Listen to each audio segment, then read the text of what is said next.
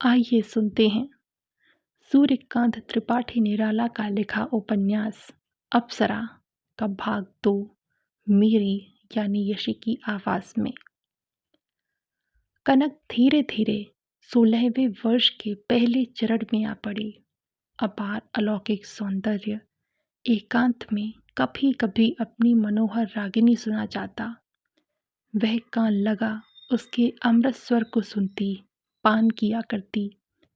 अज्ञात एक अपूर्व आनंद का प्रवाह अंगों को आपाद मस्तक नहला जाता। स्नेह की विद्युत लता कांप उठती। उस अपरिचित कारण की तलाश में विस्मय से आकाश की ओर ताक कर रह जाती। कभी कभी खिले हुए अंगों के स्नेह भार में एक स्पर्श मिलता, जैसे अशरीर कोई उसकी आत्मा में प्रवेश कर रहा हो। उस गुदगुदी में उसके तमाम अंग कांप कर खिल उठते। अपनी देह के व्रंत पर अपलक खिली हुई ज्योत्सना के चंद्र पुष्प की तरह, सौंदर्योज्जल पारिजात की तरह एक अज्ञात प्रगाय की वायु की डोल उठती। आंखों में प्रश्न फूट पड़ता, संसार के रहस्यों के प्रति विस्मय। कनक गंधर्व कुमारिका थी। उसकी माता सर्वेश्वरी बनारस की रहने वाली थी। नृत्य संगीत में वह भारत में प्रसिद्ध हो चुकी थी। बड़े बड़े राजे महाराजे जलसे में उसे बुलाते, उसकी बड़ी खातिर करते थे। इस तरह सर्वेश्वरी ने अपार संपत्ति एकत्र कर ली थी।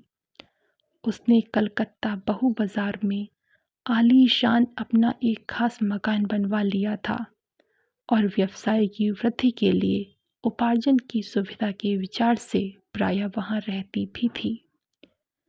सिर्फ बुढ़वा मंगल के दिनों तवाइफों तथा रईसों पर अपने नाम की मुहर मार्जित करने के विचार से काशी आया करती थी। वहाँ भी उसकी एक कोठी थी।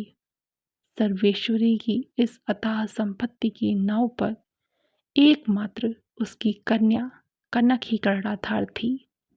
इसलिए कनक में सब तरफ से ज्ञान का थोड़ा थोड़ा प्रकाश भर देना भविष्य के सुखपूर्वक निर्वाह के लिए, अपनी नाव खेने की सुविधा के लिए उसने आवश्यक समझ लिया था। वह जानती थी कनक अब कली नहीं, उसके अंगों के कुलदल खुल गए हैं। उसके हृदय के चक्र में चारों ओर के सौंदर्य का मधु भर गया है। पर उसका लक्ष्य उसकी शिक्षा की तरफ था। अभी तक उसने उसका जातीय शिक्षा का भार अपने हाथों नहीं लिया। अभी दृष्टि से ही वह कनक को प्यार कर लेती, उपदेश दे देती थी। कार्यतः उसकी तरफ से अलग थी। कभी कभी जब व्यवसाय और व्यवसायियों से फुर्सत मिलती, वह कुछ देर कनक के अपने पास बुला लिया करती और हर तरफ से उसने कन्या के लिए स्वतंत्र प्रबंध करवा रखा था। उसने पढ़ने का घर ही में इंतजाम कर दिया था। एक अंग्रेज महिला श्रीमती कैथरीन 3 घंटे उसे पढ़ा जाया करती थी। 2 घंटे के लिए एक अध्यापक आया करते थे। इस तरह वह शुभ्र स्वच्छ निर्झरिणी विद्या के ज्योत्सना लोक के भीतर से मुखर शब्द कलरव करती हुई ज्ञान के समुद्र की ओर अबाध बह चली। हिंदी के अध्यापक उसे पढ़ाते और अपनी अर्थ प्राप्ति की कलुषित कामना पर पश्चाताप करते। कुशाग्र बुद्धि शिष्या के भविष्य का पंकिल चित्र खींचते हुए मन ही मन सोचते, इसकी पढ़ाई पर ऊसर वर्षा है, तलवार में शान नागिन का दूध पीना। इसका काटा हुआ एक कदम भी नहीं चल सकता। पर नौकरी छोड़ने की चिंता मात्र से व्याकुल हो उठते थे। उसकी अंग्रेजी की आचार्या उसे बाइबल पढ़ाती हुई बड़ी एकाग्रता से उसे देखती और मन ही मन निश्चय करती थी कि किसी दिन उसे प्रभु ईशा की शरण में लाकर कृतार्थ कर देंगी। कनेक भी अंग्रेजी में जैसी तेज थी, उन्हें अपनी सफलता पर जरा भी द्विधा न थी। उसकी माता सोचती, इसके हृदय को जिन तारों से बांधकर मैं इसे सजाऊंगी, उनके स्वर भंकार से एक दिन संसार के लोग चकित हो जाएंगे। इसके द्वारा अप्सरा लोक में एक नया ही परिवर्तन कर दूंगी, और केवल इसे ही अंग में नहीं, चारों तरफ मकान के सभी शून्य छिद्रों को जैसे प्रकाश और वायु भरते रहते हैं।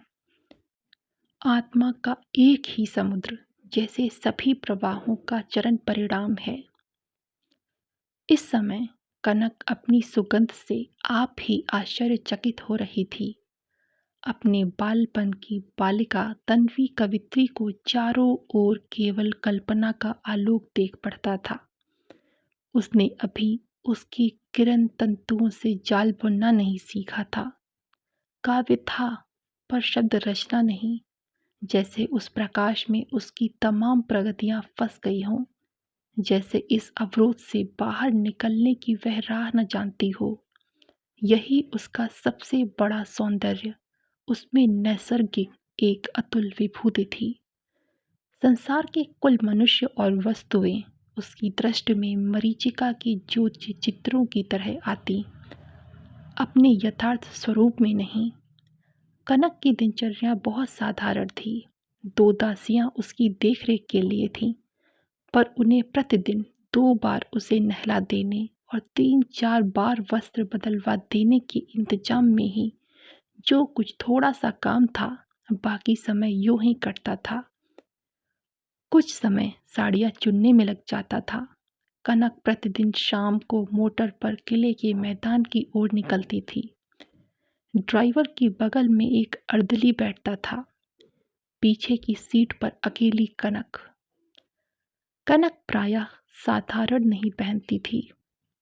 कभी कभी हाथों में सोने की चूड़ियां डाल लेती थी, गले में एक हीरे की कनी का जड़ाऊ हार, कानों में हीरे के 2 चंपे रहते थे। संध्या समय 7 बजे के बाद से 10 तक, और दिन में भी इसी तरह 7 से 10 तक पड़ती थी। भोजन पान में बिल्कुल सादगी, पर पुष्टिकारक भोजन उसे दिया जाता था। अभी तक हमने जाना कि कनक कैसी थी। अब कनक की जिंदगी में क्या होगा? क्या वो युवक उसे दोबारा से मिलेगा?